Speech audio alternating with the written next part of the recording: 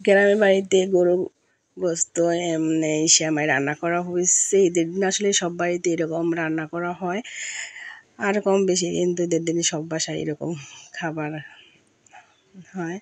আচ্ছা, যাই হোক, এখন চলে আসলাম আমার শাশুড়ি গুরুস্থানে। এখানে আমার শ্বশুর শাশুড়ি এখানে এই গোরস্থানে কবর দেওয়া হচ্ছে। এখানে কিন্তু আমারও আসতে হবে, আল্লাহ যেন আমাদের কবরের গুনাহটা মাফ করে।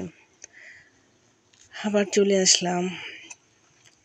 আসলে সবারই কিন্তু মৃত্যুবরণ করতে হবে। আমাদের জানি আল্লাহ সব গুনাহ মাফ করে, কবরের গুনাহ মাফ করে জানি আল্লাহ জান্নাতিবাসী করে। এখন চলে আসলাম আমার বাবার কবরের সামনে। ঈদের দিন আসলে আমার একটাই ইচ্ছা যে আমার মা বাবার কবরে পাশে যাব। ঈদের দিন কিন্তু আসলে অনেকেই ঘোরাঘুরি করে। আমি আসলাম আমার বাবার কবরস্থানে। এখানে কিছুক্ষণ দাঁড়িয়ে দোয়া পড়ছি, যেহেতু আমার বাবার ছেলে নাই, আমরা মেয়ে। আসলে যতদিন বেঁচে আছি ততদিনই আসবো, মারা গেলে তো আর আসবো না।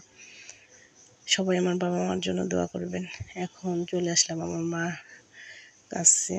আমার মাকে জানি আল্লাহ জান্নাতিবাসী করে, কবরে গুনাহ জানি মাফ করে। এখানে কিন্তু আমার মা কি কবর দেওয়া হয়েছে গুরুস্থানে, আল্লাহ যেন তাদের জান্নাতিবাসী করে। আল্লাহ হাফিজ।